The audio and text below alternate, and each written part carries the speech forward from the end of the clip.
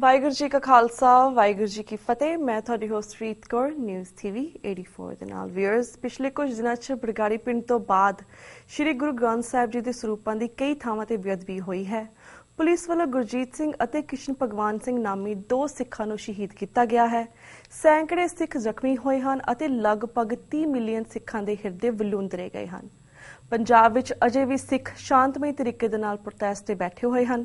ਮੰਗ ਹੈ ਕਿ ਗੁਰੂ ਗ੍ਰੰਥ ਸਾਹਿਬ ਜੀ ਦੀ ਬੇਅਦਬੀ ਕਰਨ ਵਾਲੇ ਦੋਸ਼ੀਆਂ ਨੂੰ ਤੁਰੰਤ ਗ੍ਰਿਫਤਾਰ ਕਰਕੇ ਸਖਤ ਸਜ਼ਾਵਾਂ ਦਿੱਤੀਆਂ ਜਾਣ।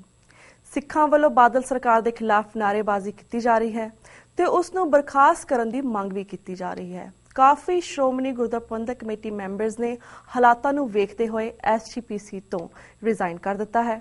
ਈਵਨ ਪੰਜਾਬ ਦੇ ਵਿੱਚ ਜਥੇਦਾਰਾਂ ਵੱਲੋਂ ਬਾਦਲਾਂ ਦੇ ਦਬਾਅ ਥੱਲੇ ਸੌਦਾ ਸਾਹ ਦੇ ਮਾਫੀਨਾਮੇ ਤੋਂ ਸ਼ੁਰੂ ਹੋਈ ਘਟਨਾਕ੍ਰਮ ਪੂਰਾ ਯੂ ਟਰਨ ਲੈ ਚੁੱਕੀ ਹੈ। ਹੁਣ ਇਹਨਾਂ ਜਥੇਦਾਰਾਂ ਨੇ ਆਪਣੇ ਉਸੇ ਹੁਕਮਨਾਮੇ ਨੂੰ ਰੱਦ ਕਰ ਦਿੱਤਾ ਹੈ। ਪਰ SGPC ਮੈਂਬਰ ਸਰਦਾਰ ਕਰਨੈਲ ਸਿੰਘ ਪੰਜੋਲੀ ਨੇ ਇਹਨਾਂ 5 ਤਖਤਾਂ ਦੇ ਜਥੇਦਾਰਾਂ ਤੋਂ ਅਸਤੀਫਾ ਲੈਣ ਦੀ ਮੰਗ ਕੀਤੀ ਹੈ। ਸੋ ਵੀਅਰਸ, ਅੱਜ ਅਸੀਂ ਕਰਨੈਲ ਸਿੰਘ ਪੰਜੋਲੀ ਜੀ ਨਾਲ ਗੱਲਬਾਤ ਕਰਾਂਗੇ, ਜਾਣਾਂਗੇ ਇਸ ਵੇਲੇ ਪੰਜਾਬ ਦੇ ਕੀ ਹਾਲਾਤ ਨੇ, ਇਹ ਸਿਲਸਿਲਾ ਕਿੱਧਰ ਨੂੰ ਜਾਵੇਗਾ, ਇਸ ਸਭ ਦਾ ਪੰਥਕ ਸਿਆਸਤ ਅਤੇ ਪੰਜਾਬ ਤੇ ਕੀ ਪ੍ਰਭਾਵ ਪਵੇਗਾ। ਸਾਡਾ ਹੁਣ ਲਾਈਨ ਤੇ ਜੁੜ ਚੁੱਕੇ ਨੇ ਸਰਦਾਰ ਕਰਨੈਲ ਸਿੰਘ ਪੰਜੋਲੀ ਜੀ। ਵੀਰ ਜੀ, ਵਾਹਿਗੁਰੂ ਜੀ ਕਾ ਖਾਲਸਾ ਵਾਹਿਗੁਰੂ ਜੀ ਕੀ ਫਤਿਹ। ਵਾਹਿਗੁਰੂ ਜੀ ਕਾ ਖਾਲਸਾ ਵਾਹਿਗੁਰੂ ਜੀ ਕੀ ਫਤਿਹ ਜੀ। ਵੀਰ ਜੀ, ਸਭ ਤੋਂ ਪਹਿਲਾਂ ਤਾਂ ਅਸੀਂ 5 ਤਖਤਾਂ ਦੇ ਜਥੇਦਾਰਾਂ ਤੋਂ ਸ਼ੁਰੂ ਕਰਦੇ ਹਾਂ। ਇਹਨਾਂ ਨੇ ਜਿਹੜਾ ਜਥੇਦਾਰ ਨੇ ਯੂ ਟਰਨ ਮਾਰਿਆ ਹੈ ਪਿਛਲੇ ਦਿਨੀ, ਇਹਨਾਂ ਨੇ ਆਪਣਾ ਹੀ ਜਾਰੀ ਕੀਤਾ ਹੁਕਮਨਾਮਾ ਜਿਹੜਾ ਵਾਪਿਸ ਰੱਦ ਕਰ ਦਿੱਤਾ ਹੈ। ਸਭ ਤੋਂ ਪਹਿਲਾਂ ਤੁਸੀਂ ਇਸ ਬਾਰੇ ਸਾਡੇ ਦਰਸ਼ਕਾਂ ਨੂੰ ਕੀ ਕਹਿਣਾ ਚਾਹੋਗੇ? ਦੇਖੋ, ਗੱਲ ਇਸ ਤਰ੍ਹਾਂ ਬਈ ਹੁਕਮਨਾਮਾ ਤਾਂ ਕੌਮ ਨੂੰ ਜਾਰੀ ਕਰਨਾ ਹੁੰਦਾ ਹੈ ਜੀ, ਜਾਂ ਕਿਸੇ ਦੇ ਵਿਰੋਧ ਵਿੱਚ ਕਰਨਾ ਹੁੰਦਾ ਜੀ, ਤੇ ਇਸ ਹੁਕਮਨਾਮੇ ਨੂੰ ਕੌਮ ਨੇ ਪ੍ਰਵਾਨ ਨਹੀਂ ਸੀ ਕੀਤਾ। ਜੋ ਸੌਦਾ ਸਾਧ ਨੂੰ ਮਾਫੀ ਦੇਣ ਵਾਲਾ 5 ਸਿੰਘ ਸਾਹਿਬਾਨ ਨੇ ਹੁਕਮਨਾਮਾ ਜਾਰੀ ਕੀਤਾ ਸੀ ਜੀ, ਔਰ ਉਸ ਸਮੇਂ ਅਸੀਂ ਵੀ ਇਸ ਗੱਲ ਦਾ ਮਤਲਬ ਵਿਰੋਧ ਕੀਤਾ ਸੀ ਔਰ ਅਸੀਂ ਡਿਮਾਂਡ ਵੀ ਕੀਤੀ ਸੀ ਕਿ ਬਿਨਾਂ ਦੇਰੀ ਇਹ ਹੁਕਮਨਾਮਾ ਵਾਪਸ ਲਿਆ ਜਾਣਾ ਚਾਹੀਦਾ ਜੀ, ਕਿਉਂਕਿ ਉਹ ਪੰਥਕ ਭਾਵਨਾਵਾਂ ਅਨੁਸਾਰ ਨਹੀਂ ਸੀ ਕੀਤਾ। ਹਾਂਜੀ, ਇੱਕ ਵਿਅਕਤੀ ਜਿਹਦੇ ਖਿਲਾਫ ਮੁਕੱਦਮਾ ਚੱਲਦਾ ਹੈ, ਜਿਹਦੇ ਖਿਲਾਫ ਕੇਸ ਚੱਲਦਾ ਅਦਾਲਤ ਵਿੱਚ, ਉਹ ਵਿਅਕਤੀ ਨੂੰ ਜਾਂ ਤਾਂ ਅਦਾਲਤ ਬਰੀ ਕਰਦੀ ਹੈ ਜਾਂ ਅਦਾਲਤ ਉਹਨੂੰ ਸਜ਼ਾ ਕਰਦੀ ਹੈ ਜੀ। ਜੇ ਉਹ ਪੇਸ਼ ਨਹੀਂ ਹੁੰਦਾ ਤਾਂ ਉਹਨੂੰ ਭਗੌੜਾ ਕਰਾਰ ਦਿੱਤਾ ਜਾਂਦਾ ਹੈ ਜੀ। ਤੇ ਇਹ ਸੌਦਾ ਸਾਧ ਵਾਲੇ ਮਾਮਲੇ ਦੇ ਵਿੱਚ ਨਾ ਉਹ ਅਦਾਲਤ ਵਿੱਚ ਪੇਸ਼ ਹੋਇਆ, ਹਾਂਜੀ, ਤੇ ਨਾ ਉਹਨੂੰ ਬਰੀ ਕੀਤਾ, ਨਾ ਉਹਨੂੰ ਭਗੌੜਾ ਕੀਤਾ। ਬਿਨਾਂ ਪੇਸ਼ ਹੋਏ ਹੀ ਉਹਨੂੰ ਮਾਫੀਨਾਮਾ ਦੇ ਦਿੱਤਾ ਗਿਆ ਜੀ।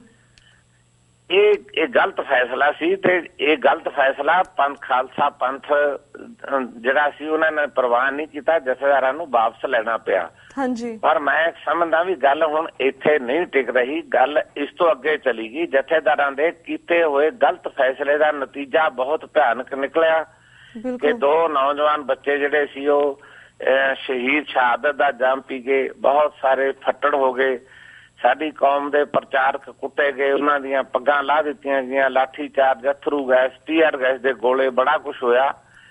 ਤੇ ਮੈਂ ਅੱਜ ਵੀ ਉੱਥੇ ਖੜਾ ਹਾਂ ਕਿ ਜਥੇਦਾਰਾਂ ਦੀ ਗਲਤੀ ਦੀ ਬਦੌਲਤ ਜੋ ਨੁਕਸਾਨ ਹੋਇਆ ਉਹਨਾਂ ਨੂੰ ਪਛਤਾਤਾਪ ਕਰਨਾ ਚਾਹੀਦਾ ਔਰ ਆਪਣੇ ਅਹੁਦੇ ਖੁਦ ਹੀ ਛੱਡ ਕੇ ਇਸ ਮਹਾਨ ਪਵਿੱਤਰ ਅਸਥਾਨ ਦੀਆਂ ਪਵਿੱਤਰ ਪਦਵੀਆਂ ਤੋਂ ਲਾਂਭੇ ਹੋ ਜਾਣਾ ਚਾਹੀਦਾ ਹੈ ਜੀ। ਜੀ ਪਰਵੀਰ ਜੀ, ਜਿਸ ਤੁਸੀਂ ਗੱਲ ਕੀਤੀ ਹੈ ਕਿ ਇੰਨਾ ਸਭ ਦਾ ਜਿਹੜਾ ਡਿਸੀਜਨ ਸੀ ਉਹਦਾ ਨਤੀਜਾ ਇੰਨਾ ਭਿਆਨਕ ਨਿਕਲਿਆ ਹੈ, ਕਿੰਨਾ ਕੁਛ ਹੋਇਆ। ਸਾਡੇ 2 ਵੀਰਾਂ ਨੇ ਆਪਣੀਆਂ ਜਾਨਾਂ ਗਵਾਈਆਂ, ਸੈਂਕੜੇ ਜਿਹੜੇ ਵੀਰ ਸੀਗੇ ਆਪਣੇ ਵੀਰਾਂ ਭੈਣਾਂ ਸੀ ਉਹਨਾਂ ਨੂੰ ਜ਼ਖਮੀ ਕੀਤਾ ਗਿਆ, ਹੋਰ ਵੀ ਬਹੁਤ ਕੁਛ ਹੈ। ਕਿੱਦਾਂ ਸਰੂਪਾਂ ਦੀ ਬੇਅਦਬੀ ਹੋਈ ਹੈ, ਇਸ ਸਭ ਦੇ ਜ਼ਿੰਮੇਵਾਰ ਅਗਰ ਦੇਖਿਆ ਜਾਵੇ ਤਾਂ ਸ਼ੁਰੂ ਇਹ ਜਥੇਦਾਰਾਂ ਤੋਂ ਸ਼ੁਰੂ ਸਭ ਕੁਛ ਹੋਇਆ ਸੀ। ਕਿ ਜਿਹੜਾ ਅਸਤੀਫਾ ਦੇ ਦੇਣਗੇ, ਅਗਰ ਦਿੰਦੇ ਵੀ ਆ, ਕਿ ਇਹੀ ਬਸ ਇਹਨਾਂ ਦੀ ਭੁੱਲ ਹੋਏਗੀ, ਸਭ ਕੁਛ ਹੋਏਗਾ ਕਿ ਇਸ ਤੋਂ ਬਾਅਦ ਵੀ ਇਹਨਾਂ ਤੇ ਕੋਈ ਕੇਸਿਸ ਹੋਣੇ ਚਾਹੀਦੇ? ਬਿਕੋਜ਼ ਦੇਖੋ ਨਾ ਕਿੰਨੇ ਲੋਕਾਂ ਦੀ ਜਾਨਾਂ ਗਈਆਂ ਨੇ, ਕਿੰਨਾ ਕੁਛ ਹੋਇਆ ਉਸ ਤੋਂ ਬਾਅਦ ਪੰਜਾਬ ਤੇ। ਕੀ ਸਿਰਫ ਇਸ ਤੇ ਹੀ ਆਪਾਂ ਸੰਤੁਸ਼ਟ ਹੋਵਾਂਗੇ? ਦੇਖੋ, ਗੱਲ ਇਸ ਤਰ੍ਹਾਂ ਵੀ ਇਹ ਸਿੱਖ ਪੰਥ ਦੀਆਂ ਕੁਝ ਪਰੰਪਰਾਵਾਂ ਨੇ, ਉਹਨਾਂ ਪਰੰਪਰਾਵਾਂ ਵਿੱਚ ਇੱਕ ਪਰੰਪਰਾ ਸਭ ਤੋਂ ਵੱਡੀ ਇਹ ਹੈ ਜੀ ਕਿ ਜੇ ਵੱਡੇ ਤੋਂ ਵੱਡੇ ਵਿਅਕਤੀ ਤੋਂ ਕੋਈ ਕਿਸੇ ਕਿਸਮ ਦੀ 2 ਕਿਸਮ ਦੀਆਂ ਗਲਤੀਆਂ ਹੁੰਦੀਆਂ ਨੇ। ਇੱਕ ਗਲਤੀ ਹੁੰਦੀ ਹੈ ਪੰਥ ਦਾ ਅਪਮਾਨ ਕਰਨਾ, ਪੰਥ ਦੇ ਵਿਰੋਧ ਵਿੱਚ ਭੁਗਤ ਜਾਣਾ, ਇੱਕ ਤਾਂ ਇਹ ਗਲਤੀ ਹੈ। ਇੱਕ ਗਲਤੀ ਨਾਲ ਕਿਸੇ ਦਾ ਜ਼ਿੰਦਗੀ ਚਲੀ ਜਾਣੀ, ਉਹ ਤਾਂ ਮੈਂ ਸਮਝਦਾ ਵੀ ਅਦਾਲਤੀ ਕੇਸ ਨੇ। ਪਰ ਜਥੇਦਾਰਾਂ ਨੇ ਜੋ ਪੰਥਕ ਮਰਿਆਦਾ ਤੋੜੀ, ਪੰਥਕ ਸਿਧਾਂਤ ਤੋੜੇ, ਪਰੰਪਰਾਵਾਂ ਤੋੜੀਆਂ, ਅਕਾਲ ਤਖਤ ਦੇ ਲਹੂ ਭਿੱਜੇ ਇਤਿਹਾਸ ਨੂੰ ਕਲੰਕਿਤ ਕੀਤਾ, ਉਹਦੇ ਲਈ ਤਾਂ ਜਥੇਦਾਰਾਂ ਨੂੰ ਰਿਜ਼ਾਈਨ ਕਰਕੇ ਅਕਾਲ ਤਖਤ ਦੇ ਸਨਮੁਖ ਪੇਸ਼ ਹੋ ਕੇ ਆਪਣੀ ਗਲਤੀ ਦੀ ਪਛਤਾਪ ਕਰ ਲੈਣੀ ਚਾਹੀਦੀ ਹੈ, ਤਾਂ ਕਿ ਭਵਿੱਖ ਵਿੱਚ ਕੋਈ ਵੀ ਜਥੇਦਾਰ ਅਕਾਲ ਤਖਤ ਸਾਹਿਬ ਬਣੇ ਤੇ ਤਾਂ ਕਿਸੇ ਹੋਰ ਤਖਤ ਸਾਹਿਬਾਨ ਦਾ ਜਥੇਦਾਰ ਲੱਗੇ ਉਹ ਕੌਮ ਦੀਆਂ ਭਾਵਨਾਵਾਂ ਦੇ ਉਲਟ ਜਾ ਕੇ ਫੈਸਲਾ ਕਰਨ ਦਾ ਯਤਨ ਨਾ ਕੀਤੇ। ਇਹਨਾਂ ਨੂੰ ਅਕਾਲ ਤਖਤ ਸਾਹਿਬ ਦੇ ਸਾਹਮਣੇ ਖੜ ਕੇ ਹੀ ਆਪ ਅਰਦਾਸ ਕਰਕੇ ਆਪਣੀ ਗਲਤੀ ਦੀ ਖਿਮਾ ਮੰਗ ਲੈਣੀ ਚਾਹੀਦੀ। ਜੀ ਜੀ। ਤੇ ਵੀਰ ਜੀ, ਜਿਸ ਤਰ੍ਹਾਂ ਜਵਾਹਰ ਸਿੰਘ ਵਾਲਾ ਫਰੀਦਕੋਟ ਚ ਗੁਰੂ ਸਾਹਿਬ ਜੀ ਦੇ ਸਰੂਪ ਚੋਰੀ ਹੋਇਆ ਸੀ ਪਹਿਲਾਂ, ਫਿਰ ਪਿੰਡ ਬਰਗਾੜੀ ਵਿੱਚ ਗੁਰੂ ਗ੍ਰੰਥ ਸਾਹਿਬ ਜੀ ਦੇ ਸਰੂਪਾਂ ਦੀ ਬੇਅਦਬੀ ਹੋਈ ਹੈ, ਤੇ ਹੁਣ ਗੁਰੂ ਗ੍ਰੰਥ ਸਾਹਿਬ ਜੀ ਦੇ ਸਰੂਪਾਂ ਦੀ ਤੇ ਬਾਣੀ ਦੀ ਥਾਂ ਥਾਂ ਤੇ ਬੇਅਦਬੀ ਹੋ ਰਹੀ ਹੈ। ਇਹ ਸਿਲਸਿਲਾ ਹਜੇ ਵੀ ਜਾਰੀ ਹੈ। ਇਹ ਸਭ ਕੀ ਹੋ ਰਿਹਾ ਹੈ? ਸਾਰਾ ਕੁਝ ਕਿਉਂ ਹੋ ਰਿਹਾ ਹੈ? ਇਸ ਪਿੱਛੇ ਕੌਣ ਹੈ? ਅਗਰ ਤੁਹਾਨੂੰ ਇਸ ਬਾਰੇ ਜਾਣਕਾਰੀ ਤੁਹਾਨੂੰ ਜ਼ਰੂਰ ਸਾਡੇ ਨਾਲ ਸਾਂਝੀ ਕਰੋ। ਦੇਖੋ, ਜਿਹੜਾ ਪਹਿਲਾ ਸਰੂਪ ਗੁਰੂ ਸਾਹਿਬ ਜੀ ਦੇ ਮਤਲਬ ਚੋਰੀ ਹੋਏ ਜੀ, ਉਹ ਸਰੂਪ ਚੋਰੀ ਹੋਣ ਤੋਂ ਬਾਅਦ ਫਿਰ 3 ਮਹੀਨੇ ਬਾਅਦ ਉਹਨਾਂ ਨੂੰ ਪਾੜ ਕੇ ਅੰਗ ਅੰਗ ਕਰਕੇ ਉਹਨਾਂ ਦਾ ਸੁੱਟਿਆ ਗਿਆ। ਬਹੁਤ ਵੱਡੀ ਮਤਲਬ ਹਿਰਦੇ ਵਿਦਕ ਘਟਨਾ ਹੈ। ਬਹੁਤ ਨੁਕਸਾਨ ਉਸ ਘਟਨਾ ਕਰਕੇ ਵਾਪਰ ਗਿਆ ਜੀ। ਉਹਦਾ ਇੱਕ ਬਹੁਤ ਗੰਭੀਰ ਸਾਜ਼ਿਸ਼ ਲੱਗਦੀ ਹੈ। ਉਹਦੇ ਵਿੱਚ ਕੌਣ ਇਨਵੋਲਵ ਹੈ ਹਾਲੇ ਤੱਕ ਇਹਦਾ ਪੰਜਾਬ ਦੀ ਸਰਕਾਰ ਵੱਲੋਂ ਜਾਂ ਭਾਰਤ ਇੰਟੈਲੀਜੈਂਸੀਆਂ ਵੱਲੋਂ ਕੋਈ ਖੁਲਾਸਾ ਹਲੇ ਤੱਕ ਨਹੀਂ ਕੀਤਾ ਗਿਆ ਜੀ। ਔਰ ਉਸ ਤੋਂ ਬਾਅਦ ਜਿਹੜੀਆਂ ਕੁਝ ਘਟਨਾਵਾਂ ਵਾਪਰੀਆਂ ਉਹਨਾਂ ਵਿੱਚੋਂ 2 ਘਟਨਾਵਾਂ ਦੇ ਵਿੱਚ 2 ਥਾਵਾਂ ਤੇ ਕੱਲ ਇਹਨਾਂ ਨੇ ਰਾਤ ਮੈਂ ਟੀਵੀ ਤੇ ਵੇਖ ਰਿਹਾ ਸੀ, ਕੁਝ ਬੰਦੇ ਫੜੇ ਨੇ ਜੀ। ਇਹ ਇੱਕ ਦੀ ਤਾਂ ਗ੍ਰੰਥੀ ਸਿੰਘ ਦੀ ਘਰਵਾਲੀ ਜਿਹੜੀ ਹੈ ਉਹ ਨੇ ਕਿ ਮੰਨਿਆ ਵੀ ਮੈਂ ਗੁਟਕਿਆਂ ਦੀ ਬੇਅਦਬੀ ਕੀਤੀ ਹੈ। ਇੱਕ ਥਾਂ ਤੇ ਇੱਕ ਗ੍ਰੰਥੀ ਸਿੰਘ ਫੜਿਆ, ਉਹਨੇ ਮਤਲਬ ਆਪਣੀ ਗੁਸਤਾਖੀ ਮੰਨੀ ਵੀ ਮੈਂ ਗਲਤੀ ਕੀਤੀ ਹੈ। ਉਹ ਦੱਸੀ ਜਿਹੜੀ ਉਹਨਾਂ ਨੇ ਆ ਉਹ ਏਦਾਂ ਦੱਸਦੇ ਨੇ ਵੀ ਗ੍ਰੰਥੀ ਸਿੰਘ ਨੇ ਤਾਂ ਇਸ ਕਰਕੇ ਕਹਿੰਦਾ ਵੀ ਮੈਂ ਤਾਂ ਕੀਤਾ ਕਿ ਉਰੇ ਲੋਕ ਆਉਣਗੇ ਜੀ, ਪੈਸੇ ਚੜਾਵਾ ਚੜੂਗਾ। ਉਹ ਪੁਲਿਸ ਵਾਲੇ ਦੱਸਦੇ ਨੇ ਵੀ ਲਾਲਚ ਬਸ ਹੋ ਕੇ ਉਹਨੇ ਇਸ ਨੂੰ ਅੰਜਾਮ ਦਿੱਤਾ ਜੀ। ਤੇ ਗ੍ਰੰਥੀ ਸਿੰਘ ਵਾਲੀ ਬਹੁਤੀ ਡਿਟੇਲ ਤਾਂ ਹਲੇ ਪਤਾ ਨਹੀਂ ਲੱਗਿਆ। ਉਹ ਕਹਿੰਦੇ ਸੀ ਵੀ ਅਸੀਂ ਤਾਂ ਰਿਮਾਂਡ ਲੈਣ ਤੋਂ ਬਾਅਦ ਫਿਰ ਕੋਈ ਖੁਲਾਸਾ ਕਰਾਂਗੇ। ਤੇ ਮੈਂ ਸਮਝਦਾ ਵੀ ਕਿਤੇ ਨਾ ਕਿਤੇ ਜਿਹੇ ਜਿਹੇ ਹਾਲਾਤ ਨੇ, ਕੋਈ ਲਾਲਚ ਬਸ ਵੀ ਕਿਸੇ ਨੇ ਕਿਸੇ ਤੋਂ ਪੈਸੇ ਦਵਾ ਕੇ ਵੀ ਸ਼ਰਾਰਤ ਕਰਾਈ ਹੁੰਦੀ ਹੈ। ਕਈ ਵਾਰੀ ਏਜੰਸੀਆਂ ਪੈਸੇ ਦੇ ਦਿੰਦੀਆਂ ਨੇ, ਕਈ ਵਾਰੀ ਪੰਥ ਵਿਰੋਧੀ ਸ਼ਕਤੀਆਂ ਪੈਸੇ ਦੇ ਦਿੰਦੀਆਂ ਨੇ। ਇਹੋ ਜਿਹੀਆਂ ਕਾਂਡ ਏਦਾਂ ਵੀ ਮਤਲਬ ਕਰਵਾ ਸਕਦੇ ਨੇ। ਪਰ ਜੋ ਕੁਛ ਇਹ ਸਾਰੇ ਵਰਤਾਰੇ ਤੋਂ ਬਾਅਦ ਵਾਪਰਿਆ ਉਹ ਮੈਂ ਸਮਝਦਾ ਵੀ ਬਹੁਤ ਦੁਖਦਾਇਕ ਹੈ ਤੇ ਬਹੁਤ ਭਿਆਨਕ ਹੈ। ਦੇਖੋ, ਇਹ ਗੱਲ ਅੱਜ ਰੁਕ ਨਹੀਂ ਰਹੀ ਕਿਤੇ ਵੀ। ਪੰਜਾਬ ਦੀ ਧਰਤੀ ਤੇ ਥਾਂ ਥਾਂ ਤੇ ਧਰਨੇ ਮੁਜ਼ਾਹਰੇ ਲੱਗੇ ਹੋਏ ਨੇ। ਕੋਈ ਜ਼ਿੰਮੇਵਾਰ ਬੰਦਾ ਉਹਨਾਂ ਧਰਨੇ ਮੁਜ਼ਾਹਰਿਆਂ ਤੋਂ ਮਤਲਬ ਜਾ ਨਹੀਂ ਰਿਹਾ। ਉਹਦਾ ਬਹੁਤ ਸਾਰੇ ਉਹਦੇ ਕਾਰਨ ਨੇ। ਨੌਜਵਾਨ ਪੀੜ੍ਹੀ ਜਿਹੜੀ ਆ, ਬੱਚੇ ਜਿਹੜੇ ਨੇ ਇੰਨੇ ਗੁੱਸੇ ਤੇ ਜੋਸ਼ ਤੇ ਰੋਹ ਵਿੱਚ ਨੇ ਜੀ, ਤੇ ਉਹ ਕਿਸੇ ਦੀ ਗੱਲ ਸੁਣਨ ਲਈ ਤਿਆਰ ਨਹੀਂ ਜੀ। ਤੇ ਇਸ ਕਰਕੇ ਹਾਲਾਤ ਪੰਜਾਬ ਦੇ ਬਹੁਤ ਵਿਗੜ ਚੁੱਕੇ ਨੇ। ਕੱਲਾ ਮਤਲਬ ਇੱਕ ਗੁੱਸਾ ਜਿਹੜਾ ਅਕਾਲੀ ਦਲ ਦੀ ਸਰਕਾਰ ਦੇ ਖਿਲਾਫ ਨਿਕਲਿਆ, ਕੱਲਾ ਗੁਰੂ ਗ੍ਰੰਥ ਸਾਹਿਬ ਦੇ ਸਰੂਪਾਂ ਤੱਕ ਮਹਿਦੂਦ ਨਹੀਂ ਹੈ। ਲੋਕ ਹੋਰ ਵੀ ਬਹੁਤ ਸਾਰਾ ਕਾਰਨ ਇਹਦੇ ਵਿੱਚ ਸ਼ਾਮਿਲ ਕਰਦੇ ਨੇ। ਜਿਵੇਂ ਪਿਛਲੇ ਦਿਨੀ ਨਰਮੇ ਦੀ ਸੁੰਡੀ ਦੇ ਭਾਅ ਦਾ ਮਸਲਾ ਸੀ, ਉਹਨਾਂ ਦੀ ਆਪਣਾ ਕਪਾਹ ਖਰਾਬ ਹੋ ਗਈ, ਦਵਾਈਆਂ ਜਾਲੀ ਨਿਕਲੀਆਂ ਜੀ। ਉਹ ਬਹੁਤ ਸਾਰੇ ਕਿਸਾਨ ਖੁਦਕਸ਼ੀ ਕਰ ਗਏ। ਉਹਨਾਂ ਦਾ ਵੀ ਗੁੱਸਾ ਕਿਤੇ ਨਾ ਕਿਤੇ ਇਹਦੇ ਵਿੱਚ ਸ਼ਾਮਿਲ ਪਿਆ ਤੇ ਕਿਤੇ ਨਾ ਕਿਤੇ ਲੋਕਾਂ ਦਾ ਰੁਜ਼ਗਾਰ ਜਿਹੜਾ ਖੋਹ ਲਿਆ ਗਿਆ, ਮਤਲਬ ਬਹੁਤ ਗਲਤ ਪਾਲਿਸੀਆਂ ਦੀ ਕਰਕੇ ਬੇਰੁਜ਼ਗਾਰੀ ਦੀ ਸਮੱਸਿਆ, ਨੌਜਵਾਨ ਪੀੜ੍ਹੀ ਬੇਰੁਜ਼ਗਾਰ ਫਿਰਦੀ ਹੈ। ਇਹ ਬਹੁਤ ਗੱਲਾਂ ਜਿਹੜੀਆਂ ਨੇ ਮਤਲਬ ਲੋਕਾਂ ਦੇ ਗੁੱਸੇ ਅੰਦਰ ਜਿਹੜੀਆਂ ਸੀ ਉਹ ਉੱਥੇ ਨਿਕਲ ਰਹੀਆਂ ਨੇ। ਕਿਤੇ ਨਾ ਕਿਤੇ ਲੋਕਾਂ ਨੂੰ ਡੈਮੋਕ੍ਰੈਟਿਕ ਤਰੀਕੇ ਨਾਲ ਜਦੋਂ ਆਪਣੀ ਗੱਲ ਮਨਵਾਉਣ ਪ੍ਰਤੀ ਧਰਨਾ ਮੁਜ਼ਾਹਰਾ ਜਾਂ ਮਾਰਚ ਕਰਨ ਦੀ ਆਗਿਆ ਨਹੀਂ ਤੁਸੀਂ ਦੇਵੋਗੇ ਤਾਂ ਫਿਰ ਵੀ ਕਿਤੇ ਨਾ ਅੰਦਰਲਾ ਜਿਹੜਾ ਅੱਗ ਹੈ ਉਹ ਕਿਤੇ ਨਾ ਕਿਤੇ ਜਵਾਲਾਮੁਖੀ ਦੀ ਤਰ੍ਹਾਂ ਭੜਕੇਗੀ। ਉਹ ਸਾਰਾ ਕੁਝ ਇਕੱਠਾ ਜਿਹੜਾ ਸੀ ਸਰਕਾਰ ਦੇ ਖਿਲਾਫ ਉਹ ਹੋ ਗਿਆ ਤੇ ਉਹ ਰੋਸ ਮਤਲਬ ਰੋਜ਼ ਜਿਹੜਾ ਥਾਂ ਥਾਂ ਤੇ ਉਹਦਾ ਪ੍ਰਗਟਾਵਾ ਹੋ ਰਿਹਾ।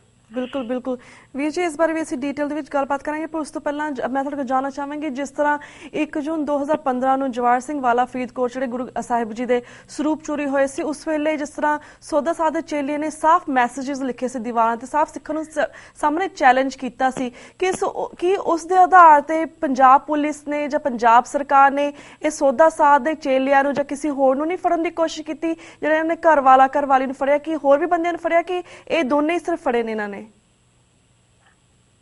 ਦੇਖੋ ਜੀ, ਮੈਂ ਇਹ ਸਮਝਦਾ ਵੀ ਰਾਜਨੀਤਿਕ ਲੋਕ ਜਦੋਂ ਹਰ ਘਟਨਾ ਨੂੰ ਵੋਟਾਂ ਦੇ ਐਂਗਲ ਤੋਂ ਦੇਖਣ ਦਾ ਯਤਨ ਕਰਨਗੇ ਜੀ ਤਾਂ ਉਹ ਕਿਤੇ ਵੀ ਇਨਸਾਫ ਕਿਸੇ ਨੂੰ ਨਹੀਂ ਦੇ ਸਕਦੇ। ਹਾਂਜੀ, ਇਹ 3 ਮਹੀਨੇ ਪਹਿਲਾਂ ਗੁਰੂ ਸਾਹਿਬ ਦੇ ਸਰੂਪ ਹੋਏ, ਉਹਨਾਂ ਨੇ ਪੋਸਟਰ ਲਾਏ ਤੇ ਪੁਲਿਸ ਜਿਹੜੀ ਸੀ 3 ਮਹੀਨੇ ਲਗਾਤਾਰ ਕਿਸੇ ਨੂੰ ਗ੍ਰਿਫਤਾਰ ਨਾ ਕਰ ਸਕੀ ਤੇ ਜਿਨ੍ਹਾਂ ਦਾ ਨਾਂ ਲਿਆ ਗਿਆ ਉਹਨਾਂ ਨੂੰ ਵੀ ਫੜਿਆ, ਉਹਨਾਂ ਦੇ ਖਿਲਾਫ ਵੀ ਕੋਈ ਕਾਰਵਾਈ ਨਹੀਂ ਕੀਤੀ ਜੀ। ਤੇ ਫਿਰ ਇਹਨਾਂ ਦੀ ਇੰਟੈਲੀਜੈਂਸੀ ਜਿਹੜੀ ਆ ਉਹ ਬੁਰੀ ਤਰ੍ਹਾਂ ਫੇਲ ਹੋ ਚੁੱਕੀ ਆ। ਉਹਨੂੰ 3 ਮਹੀਨਿਆਂ 'ਚ ਇਹ ਨਹੀਂ ਪਤਾ ਲੱਗਿਆ ਕਿ ਕੌਣ ਬੰਦਾ ਕੀ ਕਰਦਾ। ਪਹਿਲੀ ਗੱਲ ਤਾਂ ਇੰਟੈਲੀਜੈਂਸੀ ਦੀ ਡਿਊਟੀ ਇਹ ਹੈ ਕਿ ਉਹ ਘਟਨਾ ਵਾਪਰਨ ਤੋਂ ਪਹਿਲਾਂ ਮਤਲਬ ਜੇ ਕੋਈ ਬੰਦਾ ਸਾਜ਼ਿਸ਼ਾਂ ਰਚਦਾ, ਕਿਤੇ ਘਟਨਾਵਾਂ ਮੀਟਿੰਗਾਂ ਹੁੰਦੀਆਂ ਕੁਝ ਸਾਜ਼ਿਸ਼ਾਂ ਕਰਨ ਵਾਲੇ, ਉਹਨਾਂ ਦੀ ਵੀ ਮਤਲਬ ਉਹਨਾਂ ਨੇ ਕੋਈ ਇੰਟੈਲੀਜੈਂਸੀ ਦੇ ਰਾਹੀਂ ਕੋਈ ਰਿਪੋਰਟ ਨਹੀਂ ਦਿੱਤੀ।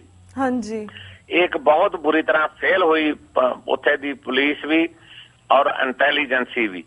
ਫਿਰ ਉਸ ਤੋਂ ਬਾਅਦ ਦੂਜੀ ਵੱਡੀ ਗੱਲ ਜਿਹੜੀ ਲੋਕਾਂ ਦੇ ਅੰਦਰ ਗੁੱਸਾ ਇਸ ਕਰਕੇ ਪੈਦਾ ਹੋਇਆ ਕਿ ਜਦੋਂ ਇੱਕ ਫਿਲਮ ਜਿਹੜੀ ਸੌਦੇ ਸਾਧ ਨੇ ਬਣਾਈ ਹੈ, ਉਹ ਫਿਲਮ ਨੂੰ ਰਿਲੀਜ਼ ਕਰਾਉਣ ਲਈ ਉਹਨੂੰ ਪੰਜਾਬ ਦੇ ਮਤਲਬ ਸਿਨੇਮੇ ਘਰਾਂ 'ਚ ਲਾਉਣ ਖਾਤਰ ਤਾਂ ਜਦੋਂ ਸਿਨੇਮੇ ਸਾਧ ਵਾਲੇ ਥਾਂ ਥਾਂ ਤੇ ਧਰਨੇ, ਉਹਨਾਂ ਨੇ ਮੁਜ਼ਾਹਰੇ ਕੀਤੇ, ਰੇਲਾਂ ਰੋਕੀਆਂ, ਪਟੜੀਆਂ ਉਹਨਾਂ ਨੇ ਮਤਲਬ ਪੁੱਟ ਦਿੱਤੀਆਂ ਗਈਆਂ। ਉੱਥੇ ਤਾਂ ਨਾ ਤਾਂ ਕਿਸੇ ਨੇ ਗੋਲੀ ਚਲਾਈ, ਨਾ ਲਾਠੀ ਚਾਰਜ ਕੀਤਾ, ਨਾ ਟੀਅਰ ਗੈਸ ਦੇ ਗੋਲੇ ਛੱਡੇ, ਨਾ ਉੱਥੇ ਪੱਥਰ ਪਾਣੀ ਦੇ ਪਾਈਪਾਂ ਛੱਡੀਆਂ ਤੇ ਉਹ 7-8 ਦਿਨ ਬੈਠੇ ਰਹੇ ਤੇ ਉਹਨਾਂ ਦੇ ਖਿਲਾਫ ਕੋਈ ਕਾਰਵਾਈ ਨਹੀਂ। ਤੇ ਜਿਨ੍ਹਾਂ ਨੇ ਗੁਰੂ ਗ੍ਰੰਥ ਸਾਹਿਬ ਦੇ ਅਪਮਾਨ ਦੇ ਵਿਰੁੱਧ ਸ਼ਾਂਤਮਈ ਧਰਨਾ ਦਿੱਤਾ ਤੇ ਸਤਨਾਮ ਵਾਹਿਗੁਰੂ ਦਾ ਪਾਠ ਕੀਤਾ ਤੜਕੇ 3 ਵਜੇ ਤੋਂ ਲੈ ਕੇ ਮਹਾਰਾਜ ਦੀ ਬਾਣੀ ਦਾ ਉਹਨਾਂ ਨੇ ਜਦੋਂ ਅੰਮ੍ਰਿਤ ਵੇਲਾ ਆਰੰਭ ਕੀਤਾ ਉਦੋਂ ਮਤਲਬ ਨਿਤਨੇਮ ਦੀਆਂ ਬਾਣੀਆਂ ਦੇ ਪਾਠ ਹੋ ਰਹੇ ਸੀ ਜੀ। ਉਹ ਪਾਠ ਕਰਦਿਆਂ ਉੱਤੇ ਕੌਮ ਦੇ ਪ੍ਰਚਾਰਕ ਉਹਨਾਂ ਉੱਤੇ ਜੇ ਮਤਲਬ ਇਸ ਤਰ੍ਹਾਂ ਦਾ ਲਾਠੀ ਚਾਰਜ ਕਰਨਾ, ਫਿਰ ਗਾਂ ਪਾਣੀ ਦੀਆਂ ਵਿਛਾੜਾਂ ਕਰਨੀਆਂ, ਅਥਰੂ ਗੈਸ ਸਿੱਟਣੇ, ਫਿਰ ਗੋਲੀਆਂ ਮਾਰਨੀਆਂ, ਇਹ ਤਾਂ ਹਿਟਲਰ ਸ਼ਾਹੀ ਹੈ ਜਿਹੜੀ ਮਤਲਬ ਕੀਤੀ ਗਈ। ਤੇ ਇਹ ਫਿਰ ਗੁੱਸਾ ਇਹਦਾ ਅੱਗ ਇੱਕ ਥਾਂ ਲੱਗੀ, ਫਿਰ ਸਾਰੇ ਪੰਜਾਬ 'ਚ ਭਾਂਬੜ ਦਾ ਕੁਦਰਤੀ ਗੱਲ ਹੈ ਮਚਾਂਗੇ। ਪਰ ਜਿੱਥੇ ਜਿੱਥੇ ਵੀ ਫੜੇ ਨੇ ਬੰਦੇ, ਕੋਈ ਸਰਸੇ ਵਾਲਾ ਸਾਧ ਦਾ ਚੇਲਾ ਨਹੀਂ ਫੜਿਆ। ਇੱਕ ਥਾਂ ਇੱਕ ਗ੍ਰੰਥੀ ਤੇ ਉਹਦੇ ਘਰ ਵਾਲੀ ਫੜੇ ਨੇ, ਇੱਕ ਥਾਂ ਇੱਕ ਗ੍ਰੰਥੀ ਸਿੰਘ ਫੜਿਆ। ਹੁਣ ਉਹਦੀ ਤਫਸੀਲ ਤਾਂ ਪਤਾ ਲੱਗੇਗੀ ਵੀ ਅਸਲੀਅਤ ਕੀ ਹੈ, ਕਿਉਂਕਿ ਇੱਕ ਵਰਤਾਰਾ ਪੰਜਾਬ ਦੀ ਪੁਲਿਸ ਦਾ ਇਹ ਵੀ ਰਿਹਾ ਪਿਛਲੇ ਸਮੇਂ 'ਚ ਜਦੋਂ ਖਾੜਕੂ ਲਹਿਰ ਚੱਲੀ ਸੀ ਕਿ ਘਟਨਾ ਨੂੰ ਕਿਸੇ ਨੂੰ ਅੰਜਾਮ ਕਿਸੇ ਨੇ ਦਿੱਤਾ ਤੇ ਮੁਕੱਦਮਾ ਕਿਸੇ ਹੋਰ ਉੱਤੇ ਦਰਜ ਕਰ ਦਿੱਤਾ ਗਿਆ। ਇਸ ਗੱਲ 'ਚ ਵੀ ਪੰਜਾਬ ਦੀ ਪੁਲਿਸ ਬਹੁਤ ਬੁਰੀ ਚੰਗੀ ਤਰ੍ਹਾਂ ਮਾਹਰ ਆ। ਉਹ ਮਤਲਬ ਚੋਰੀ ਕੋਈ ਕਰੇ ਤੇ ਭਰੇ ਕੋਈ, ਤੇ ਏਦਾਂ ਦੀਆਂ ਵੀ ਘਟਨਾਵਾਂ ਉਹ ਕਰ ਸਕਦੇ ਨੇ। ਇਹ ਤਾਂ ਅਸਲੀਅਤ ਪਤਾ ਲੱਗੇਗਾ ਵੀ ਇਹ ਬੰਦੇ ਸਹੀ ਨੇ ਜਾਂ ਗਲਤ ਨੇ ਤੇ ਬਾਅਦ ਵਿੱਚ। ਪਰ ਜਿਨ੍ਹਾਂ ਨੇ ਚੈਲੰਜ ਕਰਕੇ ਗੁਰੂ ਗ੍ਰੰਥ ਸਾਹਿਬ ਦੇ ਸਰੂਪ ਚੱਕੇ, ਜਿਨ੍ਹਾਂ ਨੇ ਚੈਲੰਜ ਕਰਕੇ ਗੁਰੂ ਗ੍ਰੰਥ ਸਾਹਿਬ ਦੇ ਸਰੂਪ ਦੀ ਬੇਅਦਬੀ ਕੀਤੀ, ਉਹਨਾਂ ਦੇ ਖਿਲਾਫ ਪੁਲਿਸ ਦੀ ਕਾਰਵਾਈ ਅੱਜ ਤੱਕ ਨਹੀਂ ਹੋਈ, ਜਿਸ ਕਰਕੇ ਲੋਕਾਂ ਦਾ ਗੁੱਸਾ ਠੰਡਾ ਨਹੀਂ ਹੋ ਰਿਹਾ। ਜੀ ਬਿਲਕੁਲ, ਫਿਰ ਲੋਕਾਂ ਨੇ ਦਿਖਾਵਾ ਦੇਣ ਲਈ ਇਹ ਕੋਸ਼ਿਸ਼ ਕਰ ਰਹੇ ਕਿ ਅਸੀਂ ਬਹੁਤ ਤਤਪਰ ਹਾਂ ਇਸ ਮੁੱਦੇ ਤੇ, ਪਰ ਬੇਸਿਕਲੀ ਸੋਫਾ ਇਹਨਾਂ ਨੇ ਜਿਹੜੇ ਅਸਲੀ ਸੀਗੇ ਦੋਸ਼ੀ ਸੀਗੇ ਉਹਨਾਂ ਨੂੰ ਨਹੀਂ ਗ੍ਰਿਫਤਾਰ ਕੀਤਾ। ਬੇਸਿਕਲੀ ਸੌਦਾ ਸਾਧ ਚੇਲੇ ਸੀਗੇ, ਉਹਨਾਂ ਤੇ ਕਿਸੇ ਤੇ ਕੋਈ ਮੁਕੱਦਮਾ ਨਹੀਂ ਚੱਲ ਰਿਹਾ ਇਸ ਵੇਲੇ।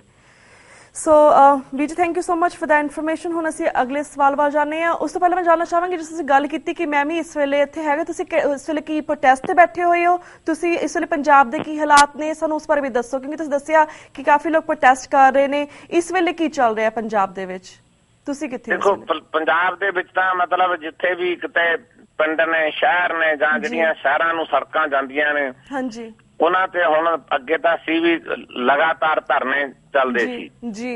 ਹੁਣ ਟਾਵੇਂ ਧਰਨੇ ਤਾਂ ਲਗਾਤਾਰ ਨੇ, ਜਿਵੇਂ ਹਰੀਕੇ ਪੱਤਣ ਤੇ ਆ, ਬਿਆਸ ਦਰਿਆ ਦੇ ਉੱਤੇ ਆ, ਕੁਝ ਉੱਪਰਲੇ ਪਾਸੇ ਮੋਗੇ ਵਾਲੀ ਸਾਈਡ ਤੇ ਨੇ, ਪਰ ਇੱਧਰ ਫਤਿਹਗੜ੍ਹ ਸਾਹਿਬ, ਰੋਪੜ ਮਤਲਬ ਤੇ ਪਟਿਆਲਾ ਏਰੀਆ ਇਸ ਪਾਸੇ ਲਗਾਤਾਰ ਧਰਨੇ ਨਹੀਂ ਹੈਗੇ। ਇੱਥੇ ਤਾਂ ਕੋਈ ਮਤਲਬ ਘੰਟਾ ਧਰਨਾ ਦਿੰਦਾ, ਕੋਈ 2 ਘੰਟੇ ਦਿੰਦਾ, ਕੋਈ DC ਨੂੰ ਮੈਮੋਰੰਡਮ ਦਿੰਦਾ, ਕੋਈ ਮੁਜ਼ਾਹਰੇ ਕਰਦਾ। ਏਦਾਂ ਦੀਆਂ ਘਟਨਾਵਾਂ ਇਸ ਹਲਕੇ 'ਚ ਵਾਪਰਦੀਆਂ ਨੇ, ਕਿਉਂਕਿ ਜ਼ਿਆਦਾਤਰ ਇਹ ਮਾਲਵੇ ਦੀ ਉੱਪਰਲੀ ਬੈਲਟ ਆ ਜਿਹੜੀ, ਉਹਦੇ 'ਚ ਵਾਪਰੀਆਂ ਘਟਨਾਵਾਂ ਨੇ ਜਾਂ ਦੁਆਬੇ ਵਿੱਚ ਵਾਪਰੀਆਂ ਘਟਨਾਵਾਂ ਨੇ। ਇਸ ਕਰਕੇ ਇਸ ਪਾਸੇ ਨਹੀਂ ਕੋਈ ਬਹੁਤਾ ਤਣਾਅ। ਪਰ ਹੁਣ ਇੱਕ ਤਣਾਅ ਜਿਹੜਾ ਨਵਾਂ ਗਾਹਾਂ ਸ਼ੁਰੂ ਹੋ ਰਿਹਾ ਹੈ ਵੀ ਜਦੋਂ ਅਸੀਂ ਬੰਦ ਕਰਾਉਣ ਦਾ ਯਤਨ ਕਰਦੇ ਹਾਂ ਤਾਂ ਬੰਦ ਕਰਾਉਣ ਦੇ ਵਿੱਚ ਵੀ ਕਿਤੇ ਨਾ ਕਿਤੇ ਟਕਰਾਅ ਪੈਦਾ ਹੁੰਦਾ। ਕੋਈ ਦੁਕਾਨ ਬੰਦ ਕਰਨੀ ਚਾਹੁੰਦਾ, ਕੋਈ ਨਹੀਂ ਕਰਨੀ ਚਾਹੁੰਦਾ, ਫਿਰ ਜ਼ਬਰਦਸਤੀ ਅਸੀਂ ਬੰਦ ਕਰਾਉਂਦੇ ਆ, ਨੌਜਵਾਨਾਂ ਦੇ ਅੰਦਰ ਜਿਹੜਾ ਗੁੱਸਾ, ਉਸ ਗੁੱਸੇ ਨੂੰ ਮਤਲਬ ਉਹ ਕਹਿੰਦੇ ਨੇ ਵੀ ਸਾਡੇ ਗੁਰੂ ਦਾ ਸਰੂਪ ਸੜ ਗਿਆ, ਤੁਸੀਂ ਦੁਕਾਨ ਕਿਉਂ ਨਹੀਂ ਬੰਦ ਕਰਦੇ। ਉੱਥੇ ਕਿਤੇ ਇੱਕ ਛੋਟ-ਫੁੱਟ ਘਟਨਾਵਾਂ ਵੀ ਵਾਪਰੀਆਂ ਨੇ, ਜਿਵੇਂ ਕੱਲ ਜਲੰਧਰ 'ਚ ਵਾਪਰੀ, ਤਣਾਅ ਪੈਦਾ ਹੋ ਗਿਆ। ਇਸ ਕਰਕੇ ਇਹ ਪੰਜਾਬ ਦੇ ਹਾਲਾਤ ਬਹੁਤੇ ਮਤਲਬ ਠੀਕ ਹੋਣ ਦੀ ਬਜਾਏ ਇੱਕ ਡਰ ਲੱਗਦਾ ਕਿਤੇ ਏਦਾਂ ਨਾ ਹੋ ਜਾਏ ਕਿ ਮੁੜ ਕੇ ਇੱਥੇ ਹਿੰਦੂ ਸਿੱਖ ਫਸਾਦ ਸ਼ੁਰੂ ਹੋ ਜਾਵੇ, ਕਿਉਂਕਿ ਦੁਕਾਨਾਂ ਬੰਦ ਕਰਾਉਣ ਤੋਂ ਪਹਿਲਾਂ ਸ਼ੁਰੂ ਹੋਇਆ ਸੀ ਸਭ ਕਿਸੇ ਸਮੇਂ, ਤੇ ਇਸ ਤਰ੍ਹਾਂ ਹੌਲੀ ਹੌਲੀ ਗਾਹਾਂ ਵੱਡਾ ਰੂਪ ਧਾਰਨ ਕਰ ਜਾਂਦਾ। ਜਿਵੇਂ ਤੁਹਾਡੇ ਹਰਿਆਣੇ 'ਚ ਇੱਕ ਤੁਸੀਂ ਸੁਣੀ ਹੋਣੀ ਹੈ, ਉੱਥੇ ਦੇ ਮੁੱਖ ਮੰਤਰੀ ਨੇ ਬਿਆਨ ਦੇ ਦਿੱਤਾ ਸੀ ਕਿ ਜਿਹੜਾ ਗਊ ਦਾ ਮਾਸ ਹੈ ਜੀ, ਉਹ ਆਪਣਾ ਜਿਹਨੇ ਗਊ ਮਾਸ ਖਾਣਾ ਉਹ ਆਪਣਾ ਹਿੰਦੁਸਤਾਨ ਛੱਡ ਕੇ ਚਲਾ ਜਾਵੇ, ਜਿਹਨੇ ਇੱਥੇ ਰਹਿਣਾ ਤੇ ਉਹ ਗਊ ਮਾਸ ਨਹੀਂ ਖਾਏਗਾ। ਇਹ ਧਾਰਮਿਕ ਇਸ਼ੂ ਨੇ ਤੇ ਇਹ ਜਦੋਂ ਭੜਕਦੇ ਨੇ ਫਿਰ ਇਹ ਕੁਦਰਤੀ ਗੱਲ ਹੈ, ਫਿਰ ਬਹੁਤ ਵੱਡਾ ਨੁਕਸਾਨ ਜਿਹੜਾ ਉਹ ਹੁੰਦਾ ਤੇ ਉਹ ਜਿਹੀ ਵਾਪਰ ਰਿਹਾ। ਜੀ ਤੇ ਵਿੱਚ ਜਿਸ ਤਰ੍ਹਾਂ ਇੱਕ ਪਾਸੇ ਸਾਰੇ ਅਕਾਲੀ ਦਲ ਦੀਆਂ ਪੰਚਾਇਤਾਂ, ਸ਼੍ਰੋਮਣੀ ਕਮੇਟੀ ਮੈਂਬਰ ਤੇ ਅਕਾਲੀ ਦਲ ਬਾਦਲ ਜਿਹੜੇ ਅਹੁਦੇਦਾਰ ਨੇ ਸਾਰੇ ਉਹ ਜਿਹੜੇ ਨੇ ਅਸਤੀਫੇ ਦੇ ਰਹੇ ਨੇ। ਦੂਸਰੇ ਪਾਸੇ ਜਿਸ ਤੁਸੀਂ ਗੱਲ ਕੀਤੀ ਕਿ ਕਾਫੀ ਜਿਹੜੇ ਆਪਣੇ ਕਿਸਾਨ ਨੇ ਜਾਂ ਹੋਰ ਪੰਜਾਬੀ ਨੇ ਕਾਫੀ ਜਦੋਂ ਸਫ਼ਰ ਕਰ ਰਹੇ ਸੀ ਪੰਜਾਬ ਦੇ ਵਿੱਚ, ਉਹ ਵੀ ਇਕੱਠੇ ਹੋਏ ਨੇ, ਉਹ ਵੀ ਆਪਣੀਆਂ ਭਾਵਨਾਵਾਂ ਦਿਖਾ ਰਹੇ ਨੇ। ਤੁਹਾਨੂੰ ਕੀ ਲੱਗਦਾ ਇਸ ਸਭ ਦਾ ਪੰਥਕ ਸਿਆਸਤ ਅਤੇ ਪੰਜਾਬ ਤੇ ਕੀ ਇਹਦਾ ਸਭ ਦਾ ਕੀ ਪ੍ਰਭਾਵ ਪਵੇਗਾ? ਦੇਖੋ ਗੱਲ ਹੈ ਵੀ ਜਿਹੜੀ ਤਾਂ ਪੰਥਕ ਸਿਆਸਤ ਹੈ, ਪੰਥਕ ਸਿਆਸਤ ਨੂੰ ਹੁਣ ਤੁਸੀਂ ਜਿਹੜੀ ਮੌਜੂਦਾ ਅਕਾਲੀ ਦਲ ਦੀ ਲੀਡਰਸ਼ਿਪ ਹੈ ਉਹ ਕੋਈ ਪੰਥਕ ਸਿਆਸਤ ਨਹੀਂ ਕਰ ਰਹੀ, ਉਹ ਤਾਂ ਕੇਵਲ ਤੇ ਕੇਵਲ ਜਿਸ ਤਰ੍ਹਾਂ ਬਾਕੀ ਸਟੇਟਾਂ ਵਿੱਚ ਸਰਕਾਰਾਂ ਰਾਜ ਕਰਦੀਆਂ ਨੇ ਉਹ ਤਾਂ ਉਸ ਤਰ੍ਹਾਂ ਰਾਜ ਕਰਦੀਆਂ ਨੇ। ਜੇ ਤੁਸੀਂ ਪੰਥਕ ਸਿਆਸਤ ਦੇ ਅਨੁਸਾਰ ਰਾਜ ਕਰਨਾ ਹੈ ਤੇ ਫਿਰ ਤੁਸੀਂ ਮਤਲਬ ਪੰਥ ਦੀ ਗੱਲ ਜਿਹੜੀ ਹੈ ਉਹ ਕਿਤੇ ਇਸ ਸਿਆਸਤ ਵਿੱਚੋਂ ਕਿਤੇ ਨਜ਼ਰ ਨਹੀਂ ਪੈ ਰਹੀ। ਹੁਣ ਸ਼੍ਰੋਮਣੀ ਅਕਾਲੀ ਦਲ ਜਿਹਦਾ ਦਾਅਵਾ ਮਤਲਬ ਇਹ ਹੈ ਵੀ, ਔਰ ਇਹ ਸੱਚ ਵੀ ਸੀ ਕਿ ਸਾਡੇ ਬਜ਼ੁਰਗਾਂ ਨੇ ਬਣਾਈ ਤਾਂ ਖਾਲਸਾ ਪੰਥ ਦੀ ਚੜ੍ਹਦੀ ਕਲਾ ਲਈ ਸੀ ਜਥੇਬੰਦੀ, ਲੇਕਿਨ ਚੜ੍ਹਦੀ ਇਹਦੀ ਸਰਕਾਰ ਵੀ ਬਣੀ ਤੇ ਪੰਥ ਦੀ ਚੜ੍ਹਦੀ ਕਲਾ ਹੋਣ ਦੀ ਬਜਾਏ ਪੰਥ ਦੀ ਢਹਿੰਦੀ ਕਲਾ ਹੁੰਦੀ ਜਾ ਰਹੀ ਹੈ। ਇੱਥੇ ਇਹਨਾਂ ਵੱਲੋਂ ਕੋਈ ਪੰਥਕ ਸਿਆਸਤ ਨਹੀਂ ਹੈ, ਮਤਲਬ ਮੈਂ ਕਹਾਂ ਇਹ ਤਾਂ ਵਪਾਰੀਕਰਨ ਹੋ ਗਿਆ ਰਾਜਨੀਤੀ ਦਾ। ਤੇ ਦੂਸਰੇ ਪਾਸੇ ਜਿਹੜੀਆਂ ਧਿਰਾਂ ਬਾਦਲ ਦੇ ਵਿਰੋਧ ਵਿੱਚ ਪੰਥ ਦੀਆਂ ਨੇ, ਉਹਨਾਂ ਦਾ ਇੱਕ ਦੁਖਦਾਇਕ ਪਹਿਲੂ ਇਹ ਹੈ ਕਿ ਉਹ ਐਡੀਆਂ ਵੱਡੀਆਂ ਘਟਨਾਵਾਂ ਵਾਪਰਨ ਦੇ ਬਾਵਜੂਦ ਵੀ ਕਿਸੇ ਇੱਕ ਪਲੇਟਫਾਰਮ ਤੋਂ ਸਾਂਝੇ ਰੂਪ ਵਿੱਚ ਇਕੱਠੇ ਬੈਠ ਕੇ ਕੋਈ ਸਾਂਝਾ ਪ੍ਰੋਗਰਾਮ ਦੇਣ ਵਿੱਚ ਵੀ ਫੇਲ ਹੋਈਆਂ ਨੇ ਤੇ ਉਹਦੇ ਵਿੱਚੋਂ ਕੋਈ ਪੰਥਕ ਧਿਰ ਬਣਾਉਣ ਦੇ ਵਿੱਚ ਵੀ ਉਹ ਸਫਲ ਨਜ਼ਰ ਆ ਰਹੀਆਂ ਨੇ। ਦੇਖੋ ਭਾਈ ਪੰਥਪ੍ਰੀਤ ਸਿੰਘ ਹੋਣੀ ਨੇ, ਭਾਈ ਅਮਰਜੀਤ ਸਿੰਘ ਹੋਣੀ ਨੇ, ਭਾਈ ਧੂੰਦਾ ਜੀ ਨੇ, ਭਾਈ ਰਣਜੀਤ ਸਿੰਘ ਢੱਡਵੀਂ ਵਾਲੇ ਨੇ, ਉਹ ਇੱਕ ਪਾਸੇ ਮਤਲਬ ਬੈਠੇ ਨੇ ਤੇ ਦਮਦਮੀ ਟਕਸਾਲ ਭਾਈ ਜਸਵੀਰ ਸਿੰਘ ਰੋਡੇ ਵਰਗੇ ਬੰਦੇ ਸੰਤ ਸਮਾਜ ਉਹ ਦੋ ਟੁਕੜਿਆਂ ਚ ਹੋ ਗਿਆ, ਦੋ ਹਿੱਸੇ ਵੰਡੇ ਗਏ ਉਹਨਾਂ ਦੇ। ਅਖੰਡ ਕੀਰਤਨੀ ਜਥਾ ਇਸ ਮਸਲੇ ਤੇ ਬਿਲਕੁਲ ਸਾਈਲੈਂਟ ਹੈ ਤੇ ਫਿਰ ਜਿਹੜੇ ਪੰਚ ਪ੍ਰਧਾਨੀ ਤੇ ਆਪਣਾ ਦਲ ਖਾਲਸਾ ਵਾਲੇ ਸੱਜਣ ਨੇ ਉਹ ਇੱਕ ਪਾਸੇ ਨੇ, ਸਿਮਰਜੀਤ ਸਿੰਘ ਮਾਨ ਤੇ ਮੋਹਕਮ ਸਿੰਘ ਵਗੈਰਾ ਇਹ ਇੱਕ ਪਾਸੇ ਬੈਠੇ ਨੇ। ਇੱਕ ਧਿਰ ਕੋਈ ਸਟੇਟਮੈਂਟ ਦਿੰਦੀ ਹੈ, ਦੂਜੀ ਧਿਰ ਕੋਈ ਸਟੇਟਮੈਂਟ ਦਿੰਦੀ ਹੈ। ਇਹ ਅਫਰਾ ਤਫਰੀ ਵੀ ਫੈਲੀ ਹੋਈ ਹੈ। ਇਹਦੇ ਵਿੱਚੋਂ ਵੀ ਕੋਈ ਮਤਲਬ ਪੰਥਕ ਆਗੂ ਜਿਹੜਾ ਉਹਨੂੰ ਉਭਾਰਿਆ ਨਹੀਂ ਜਾ ਰਿਹਾ, ਕੋਈ ਪੰਥਕ ਮੂੰਹ ਮੱਥਾ ਸਮਾਰਨ ਦੇ ਪਾਸੇ ਨੂੰ ਨਹੀਂ ਤੁਰਿਆ ਜਾ ਰਿਹਾ ਤੇ ਪੰਥਕ ਧਿਰ ਵੀ ਬਣਾਉਣ ਦਾ ਉਪਰਾਲਾ ਨਹੀਂ ਕੀਤਾ ਜਾ ਰਿਹਾ। ਇਸ ਕਰਕੇ ਜਿਹੜੇ ਸ਼੍ਰੋਮਣੀ ਗੁਰਦੁਆਰਾ ਪ੍ਰਬੰਧਕ ਕਮੇਟੀ ਦੇ ਮੈਂਬਰਾਂ ਤੇ ਦਬਾਅ ਪਾਇਆ ਜਾ ਰਿਹਾ ਵੀ ਰਿਜ਼ਾਈਨ ਕਰੋ ਜੀ। ਹੁਣ ਇਹਦੀ ਵੱਡੀ ਪ੍ਰੋਬਲਮ ਹੈ ਵੀ ਉਹ ਜਾਣਗੇ ਕਿੱਥੇ? ਰਿਜ਼ਾਈਨ ਤਾਂ ਤੁਸੀਂ ਦਵਾ ਦੋਗੇ, ਅੱਗੇ ਕਿੱਥੇ ਜਾਣਗੇ ਜੀ? ਹੁਣ ਜਿਵੇਂ ਮੇਰੇ ਵਰਗਾ ਬੰਦਾ ਭੌਰ ਸਾਹਿਬ ਹੈ, ਅਸੀਂ ਐਗਜ਼ੈਕਟਿਵ ਦੇ ਅੰਦਰ ਬੈਠੇ ਹਾਂ ਤੇ ਅੰਦਰ ਵੀ ਅਸੀਂ ਗੱਲ ਸਿਧਾਂਤਾਂ ਦੀ ਕਰਦੇ ਹਾਂ ਤੇ ਜੇ ਸਾਡੇ ਕੋਲੋਂ ਵੀ ਰਿਜ਼ਾਈਨ ਕਰਵਾ ਕੇ ਪੰਥ ਨੇ ਸਾਨੂੰ ਵੀ ਸੜਕਾਂ ਤੇ ਫੇਰਨਾ ਫਿਰ ਉਹਨਾਂ ਲਈ ਤਾਂ ਬੜੀ ਖੁੱਲੀ ਖੇਡ ਹੈ ਜੀ, ਜੋ ਮਰਜ਼ੀ ਬੋਲੀ ਜਾਣ, ਜੋ ਮਰਜ਼ੀ ਕਰੀ ਜਾਣ, ਫਿਰ ਕੀ ਕਰੋਗੇ ਜੀ? ਇਹ ਗੱਲ ਪ੍ਰਤੀ ਕੋਈ ਬਹੁਤਾ ਮਤਲਬ ਯਤਨ ਨਹੀਂ ਕਿਸੇ ਧਿਰ ਵੱਲੋਂ ਕੀਤਾ ਜਾ ਰਿਹਾ। ਬਿਲਕੁਲ ਨਹੀਂ ਵੀਰ ਜੀ, ਅਸੀਂ ਇਸ ਗੱਲ ਤੇ ਧਿਆਨ ਰੱਖਦੇ ਹਾਂ। ਤੁਸੀਂ ਜੋ ਕਹਿ ਰਹੇ ਹੋ ਬਿਲਕੁਲ ਸਹੀ ਕਹਿ ਰਹੇ ਹੋ, ਪਰ ਜਿਸ ਤਰ੍ਹਾਂ ਹੁਣ ਅਸੀਂ ਇਹ ਵੀ ਗੱਲ ਕਰਨਾ ਚਾਹਾਂਗੇ, ਤੁਹਾਡੇ ਵਿਚਾਰ ਲੈਣੇ ਚਾਹਾਂਗੇ। ਜਿਸ ਤਰ੍ਹਾਂ ਸਾਰੇ ਪਾਸੇ ਆਪਾਂ ਤੁਹਾਨੂੰ ਪਿਛਲੀ ਵਾਰੀ ਗੱਲ ਕੀਤੀ, ਸਰਬੱਤ ਖਾਲਸਾ ਦੀ ਗੱਲਬਾਤ ਹੋ ਰਹੀ ਹੈ, ਬੁਲਾਉਣ ਦੀ ਗੱਲਬਾਤ ਹੋ ਰਹੀ ਹੈ, ਤੁਸੀਂ ਕਹਿ ਰਹੇ ਇੱਕ ਪਲੇਟਫਾਰਮ ਹੋਣਾ ਚਾਹੀਦਾ। ਸਾਰਿਆਂ ਨੇ ਸੋਚਿਆ ਕਿ ਇੱਕ ਪਲੇਟਫਾਰਮ ਹੋਣਾ ਚਾਹੀਦਾ ਸਰਬੱਤ ਖਾਲਸਾ ਦਾ। ਜਿਸ ਤਰ੍ਹਾਂ ਇਸ ਵੇਲੇ ਪੰਜਾਬ ਦੇ ਵਿੱਚ ਵੀ ਕਹਿੰਦੇ ਨੇ ਕਿ ਨਵੰਬਰ 10 ਨੂੰ ਬੁਲਾਇਆ ਜਾਵੇਗਾ, ਇਸ ਤੇ ਤੁਸੀਂ ਆਪਣੇ ਕੀ ਵਿਚਾਰ ਰੱਖਦੇ ਹੋ? ਇਸ ਨੂੰ ਤੁਸੀਂ ਕਿਵੇਂ ਵੇਖਦੇ ਹੋ? ਦੇਖੋ ਭੈਣ ਜੀ, ਗੱਲ ਇਹ ਆ ਵੀ ਜਿਹੜਾ ਸਰਬੱਤ ਖਾਲਸਾ, ਮੈਨੂੰ ਨਹੀਂ ਲੱਗਦਾ ਕਿ ਸਰਬੱਤ ਖਾਲਸਾ ਸਫਲ ਹੋਏਗਾ ਸਫਲ ਉਦੋਂ ਹੀ ਹੁੰਦਾ ਜੀ। ਦੇਖੋ ਜਿਵੇਂ ਇਹ ਨਹੀਂ ਮਤਲਬ ਕਿਸੇ ਨੂੰ ਕੋਈ ਬੰਦਾ ਕਹਿ ਸਕਦਾ ਕਿ ਤੁਸੀਂ ਸਰਬੱਤ ਖਾਲਸਾ ਨਹੀਂ ਸੱਦ ਸਕਦੇ ਜੀ, ਵੀ ਕੇਵਲ ਅਕਾਲ ਤਖਤ ਤੇ ਸਰਬੱਤ ਖਾਲਸਾ ਸੱਦਿਆ ਜਾ ਸਕਦਾ, ਜਾਂ ਅਕਾਲ ਤਖਤ ਦਾ ਜਥੇਦਾਰ ਸੱਦ ਸਕਦਾ, ਜਾਂ ਸ਼੍ਰੋਮਣੀ ਕਮੇਟੀ ਹੀ ਸੱਦ ਸਕਦੀ ਹੈ। ਹਾਂਜੀ। ਪਿਛਲੇ ਸਮਿਆਂ ਵਿੱਚ ਜਦੋਂ ਅਕਾਲ ਤਖਤ ਸਾਹਿਬ ਦਾ ਪ੍ਰਬੰਧ ਮਹੰਤਾਂ ਦੇ ਅਧੀਨ ਸੀ ਤੇ ਮਹੰਤ ਅੰਗਰੇਜ਼ ਦੇ ਅਧੀਨ ਸਨ, ਉਦੋਂ ਵੀ ਪੰਥ ਨੇ ਸਰਬੱਤ ਖਾਲਸੇ ਕਰੇ, ਕਿਉਂਕਿ ਪੰਥ ਖਾਲਸੇ ਨੂੰ ਪਤਾ ਸੀ ਕਿ ਅਕਾਲ ਤਖਤ ਦੇ ਜਥੇਦਾਰ ਸਰਕਾਰ ਦੇ ਦਬਾਅ ਥੱਲੇ ਫੈਸਲੇ ਕਰਦੇ ਨੇ ਜੀ। ਤੇ ਮੌਜੂਦਾ ਸਮੇਂ ਵੀ ਸਿੱਖਾਂ ਦੇ ਮਨਾਂ ਵਿੱਚ ਇਹ ਸ਼ੰਕਾ ਹੈ ਜਾਂ ਇਹ ਹੈ ਵੀ ਸੱਚ ਕਿ ਸਰਕਾਰ ਦੇ ਦਬਾਅ ਥੱਲੇ ਆ ਕੇ ਜਥੇਦਾਰ ਫੈਸਲਾ ਕਰਦੇ ਨੇ, ਇਸ ਲਈ ਸਰਬੱਤ ਖਾਲਸਾ ਸੱਦਿਆ ਜਾਣਾ ਚਾਹੀਦਾ ਹੈ। ਉਹਨਾਂ ਨੂੰ ਸੱਦਣ ਦਾ ਤਾਂ ਅਧਿਕਾਰ ਹੈਗਾ, ਇਸ ਗੱਲ ਦੀ ਤਾਂ ਮੈਂ ਪ੍ਰੋੜਤਾ ਕਰਦਾ, ਪਰ ਸਰਬੱਤ ਖਾਲਸਾ ਸੱਦਣ ਤੋਂ ਪਹਿਲਾਂ ਦੋ ਤਿੰਨ ਚੀਜ਼ਾਂ ਬਹੁਤ ਧਿਆਨ ਚ ਰੱਖਣ ਵਾਲੀਆਂ ਨੇ। ਇੱਕ ਤਾਂ ਜਿਹੜੀਆਂ ਧਿਰਾਂ ਸਰਬੱਤ ਖਾਲਸਾ ਸੱਦਣਾ ਚਾਹੁੰਦੀਆਂ ਨੇ ਉਹਨਾਂ ਨੂੰ ਸਾਰੀਆਂ ਨੂੰ ਆਪਸ ਵਿੱਚ ਸਲਾਹ ਮਸ਼ਵਰਾ ਕਰਨ ਤੋਂ ਬਾਅਦ ਹੀ ਇਹਦਾ ਫੈਸਲਾ ਲੈਣਾ ਚਾਹੀਦਾ ਸੀ।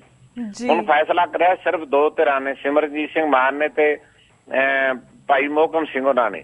ਬਾਕੀ ਧਿਰਾਂ ਨੇ ਸਰਬੱਤ ਖਾਲਸੇ ਦੇ ਵਿੱਚ ਕੋਈ ਜ਼ਿਕਰ ਨਹੀਂ ਕਿਸੇ ਦਾ ਹੈਗਾ, ਕਿਸੇ ਨੇ ਨਾ ਹਮਾਇਤ ਕੀਤੀ ਹੈ ਨਾ ਵਿਰੋਧ ਕੀਤਾ, ਚੁੱਪ ਹੋਏ ਹੋਏ ਨੇ। ਦੂਜਾ ਇੱਕ ਵੱਡਾ ਡਰ ਇਹ ਹੈ, ਇਹ ਸਰਬੱਤ ਖਾਲਸੇ ਨੂੰ ਫੇਲ ਕਰਨ ਖਾਤਰ ਜਦੋਂ ਤੁਸੀਂ ਸਾਰੀਆਂ ਤਰ੍ਹਾਂ ਇੱਕ ਪਲੇਟਫਾਰਮ ਤੇ ਇਕੱਠੀਆਂ ਨਾ ਹੋਵੋ, ਤੁਹਾਡੇ ਵਿਚਾਰ ਅੱਡ ਅੱਡ ਮਤਲਬ ਖੜੇ ਨੇ, ਅੱਡ ਅੱਡ ਥਾਵਾਂ ਤੇ ਤੁਸੀਂ ਖੜ ਕੇ ਲੜ ਰਹੇ ਹੋ, ਫਿਰ ਤੁਹਾਡੀ ਏਕਤਾ ਦਾ ਔਰ ਤੁਹਾਡੀ ਸ਼ਕਤੀ ਦਾ ਪ੍ਰਦਰਸ਼ਨ ਨਾ ਹੋਇਆ, ਉੱਥੇ ਫਿਰ ਉਸ ਤਰ੍ਹਾਂ ਦਾ ਇਕੱਠ ਨਾ ਹੋਇਆ, ਫਿਰ ਉਹ ਵੀ ਫੇਲ ਹੋ ਜਾਏਗਾ। ਤੀਜੀ ਗੱਲ, ਜਿਹੜੀ ਨਵੀਂ ਪੀੜ੍ਹੀ ਹੈ ਨੌਜਵਾਨ, ਜਿਵੇਂ ਉਹ ਨੰਗੀਆਂ ਕਿਰਪਾਨਾਂ ਲੈ ਕੇ ਖਾਲਿਸਤਾਨ ਜਿੰਦਾਬਾਦ ਦੇ ਨਾਅਰੇ ਲਾਉਂਦੇ ਮਤਲਬ ਫਿਰ ਰਹੇ ਨੇ ਥਾਂ ਥਾਂ ਤੇ, ਇਹ ਵੀ ਇੱਕ ਡਰ ਪੈਦਾ ਹੁੰਦਾ ਕਿ ਇੱਕ ਤੇ ਨੌਜਵਾਨਾਂ ਨੂੰ ਜੇ ਕਿਸੇ ਮਰਿਆਦਾ ਦੇ ਵਿੱਚ ਨਾ ਰੋਕਿਆ ਗਿਆ, ਬੰਨਿਆ ਗਿਆ, ਤੇ ਕਿਸੇ ਇਹਨਾਂ ਨੂੰ ਕੋਈ ਸਹੀ ਠੀਕ ਲਾਈਨ ਨਾ ਦਿੱਤੀ ਗਈ, ਕਿਤੇ ਇਹ ਬੱਚੇ ਹੀ ਨਾ ਸਾਡੇ ਭੜ ਕੇ ਕਿਸੇ ਹੋਰ ਪਾਸੇ ਤੁਰ ਜਾਣ। ਇਹ ਗੱਲਾਂ ਨੂੰ ਮਤਲਬ ਸਾਹਮਣੇ ਰੱਖ ਕੇ ਮੈਨੂੰ ਲੱਗਦਾ ਵੀ ਸਰਬੱਤ ਖਾਲਸਾ ਇਹਨਾਂ ਹਾਲਾਤਾਂ ਵਿੱਚ ਕਰਨਾ ਬਹੁਤ ਔਖਾ ਹੈ। ਜੇ ਕਰਨਾ ਤਾਂ ਫਿਰ ਉਹ ਤੋਂ ਪਹਿਲਾਂ ਇਹਦੇ ਲਈ ਹਲੇ ਤੱਕ ਤਾਂ ਕਿਸੇ ਨੇ ਕੋਈ ਮੀਟਿੰਗ ਨਹੀਂ ਸੱਦੀ, ਕੋਈ ਕਿਸੇ ਨੇ ਵਿਚਾਰਾਂ ਦਾ ਪ੍ਰਗਟਾਵਾ ਨਹੀਂ ਕਿਧਰੇ ਆਪਣੇ ਮੀਡੀਆ ਰਾਹੀਂ ਵੀ ਕੀਤਾ। ਤੇ ਇੱਕ ਦੋ ਆਰਟੀਕਲ ਕਰਮਜੀਤ ਸਿੰਘ ਉਹਨਾਂ ਨੇ ਟ੍ਰਿਬਿਊਨ ਚ ਲਿਖੇ ਨੇ, ਇੱਕ ਦੋ ਸੱਜਣਾ ਦੇ ਹੋਰ ਵੀ ਆਏ ਨੇ, ਪਰ ਉਹਨਾਂ ਨਹੀਂ ਕੁਛ ਕੀਤਾ ਜਾ ਰਿਹਾ ਜਿੰਨਾ ਕੁਛ ਮਤਲਬ ਕਰਨਾ ਚਾਹੀਦਾ ਹੈ। ਜੀ ਜੀ। ਪਰ ਜਿਸ ਤਰ੍ਹਾਂ ਵੀਰ ਜੀ ਕਿਉਂਕਿ ਸਰਬੱਤ ਖਾਲਸਾ ਸਾਰੇ ਜਿਹੜੇ ਸਿੱਖ ਕੌਮ ਹੁੰਦੀ ਹੈ ਔਰ ਸਾਰੀ ਇਨਵੋਲਵਮੈਂਟ ਸਾਰੇ ਬੰਦੇ ਨੇ ਇਕੱਠੀ ਹੁੰਦੀ ਹੈ, ਕੀ ਤੁਹਾਨੂੰ ਕੋਈ ਲੈਟਰ ਜਾਂ ਇਨਵੀਟੇਸ਼ਨ ਜਾਂ ਫਿਰ ਤੁਸੀਂ ਕੋਈ ਇਹਨਾਂ ਨੂੰ ਲੈਟਰ ਭੇਜੇ ਸਿਮਰਜੀਤ ਸਿੰਘ ਮਾਨ ਜਿਹੜੇ ਕਿਉਂਕਿ ਉਹ ਲੀਡ ਕਰ ਰਹੇ ਨੇ ਇਸ ਸਰਬੱਤ ਖਾਲਸਾ ਨੂੰ, ਕੀ ਤੁਸੀਂ ਆਪਣੇ ਕੋਈ ਮੁੱਦੇ? ਮੈਂ ਨਹੀਂ ਜੀ, ਦੇਖੋ ਮੈਂ ਨਹੀਂ ਇਹਨਾਂ ਨੂੰ ਕਿਸੇ ਕਿਸਮ ਦੀ ਕੋਈ ਲੈਟਰ ਭੇਜੀ ਜੀ, ਤੇ ਮੈਂ ਤਾਂ ਤੁਹਾਡੇ ਮਤਲਬ ਮੀਡੀਆ ਰਾਹੀਂ ਮਤਲਬ ਗੱਲ ਜਿਹੜੀ ਆ ਉਹ ਕਨਵੇ ਕਰ ਸਕਦਾ। ਇਹ ਬੜੀ ਵੱਡੀ ਪ੍ਰੋਬਲਮ ਹੈ ਜੀ। ਇਹ ਧਿਰਾਂ ਦੇਖੋ, ਜੇ ਹੁਣ ਸਰ ਸਿਮਰਜੀਤ ਸਿੰਘ ਮਾਨ ਨੇ ਜਾਂ ਉਹਨਾਂ ਦੇ ਸਾਥੀ ਸਿੰਘ ਨੇ ਇੰਨੇ ਸਮੇਂ ਤੋਂ ਲਗਾਤਾਰ ਸਰਕਾਰ ਦੇ ਖਿਲਾਫ ਉਹ ਲੜਦੇ ਆ ਰਹੇ ਨੇ ਤੇ ਤਸ਼ੱਦਦ ਵੀ ਹੋਇਆ ਸਮੇਂ ਸਮੇਂ ਉਹਨਾਂ ਤੇ, ਜੇਲ੍ਹਾਂ 'ਚ ਵੀ ਗਏ, ਉਹਦੇ ਬਾਵਜੂਦ ਵੀ ਜੇ ਸਾਨੂੰ ਕਿਤੇ ਲੱਗਦਾ, ਮੈਨੂੰ ਕਿਤੇ ਲੱਗਦਾ ਵੀ ਮੈਂ ਪ੍ਰਾਪਤੀ ਨਹੀਂ ਕਰ ਸਕਦਾ, ਫਿਰ ਸਾਨੂੰ ਬੈਠ ਕੇ ਤਾਂ ਸਿਰ ਜੋੜ ਕੇ ਵਿਚਾਰ ਕਰਨੀ ਚਾਹੀਦੀ ਹੈ ਵੀ ਪ੍ਰਾਪਤੀ ਕੋਈ ਹੋ ਨਹੀਂ ਰਹੀ, ਆਪਾਂ ਤਸ਼ੱਦਦ ਢਲੀ ਜਾਂਦੇ, ਇਹ ਕੀ ਕਰਕੇ ਸਾਡੇ ਸਾਥੀ ਸਾਡੇ ਤੋਂ ਮਤਲਬ ਥਿੜਕੀ ਜਾ ਰਹੇ ਨੇ। ਮਾਨ ਸਾਹਿਬ ਦੀ ਸਿਹਤ ਵੀ ਬਹੁਤੀ ਮਤਲਬ ਆਗਿਆ ਨਹੀਂ ਦਿੰਦੀ ਤੇ ਉਹਨਾਂ ਚੋਂ ਸਾਰਿਆਂ ਚੋਂ ਵੱਡੇ ਉਮਰ ਦੇ ਵੀ ਮਾਨ ਸਾਹਿਬ ਨੇ, ਤੇ ਉਹ ਆਪ ਜਾ ਕੇ ਜੇ ਪਹਿਲ ਕਰਨ ਸਾਰਿਆਂ ਕੋਲ ਜਾ ਕੇ ਤਾਂ ਸ਼ਾਇਦ ਕਿਤੇ ਕੋਈ ਪੋਜ਼ਿਟਿਵ ਗੱਲ ਨਿਕਲ ਆ ਸਕਦੀ ਹੋਵੇ। ਜੀ ਜੀ।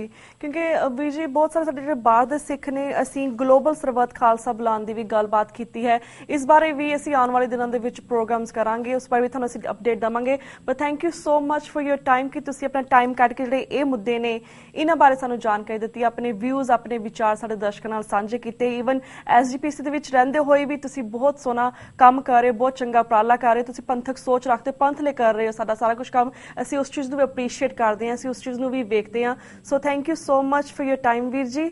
ਵਾਹਿਗੁਰੂ ਜੀ ਕਾ ਖਾਲਸਾ, ਵਾਹਿਗੁਰੂ ਜੀ ਕੀ ਫਤਿਹ। ਵਿਊਅਰਸ, ਇਸ ਦੇ ਨਾਲ ਅਸੀਂ ਤੁਹਾਡੇ ਕੋਲ ਇਜਾਜ਼ਤ ਲੈਂਦੇ ਹਾਂ। ਕੱਲ ਨੂੰ ਮਿਲਾਂਗੇ ਸੇਮ ਟਾਈਮ ਸੇਮ ਸ਼ੋਅ ਤੇ, ਤਦ ਤੱਕ ਲਈ ਵਾਹਿਗੁਰੂ ਜੀ ਕਾ ਖਾਲਸਾ, ਵਾਹਿਗੁਰੂ ਜੀ ਕੀ ਫਤਿਹ।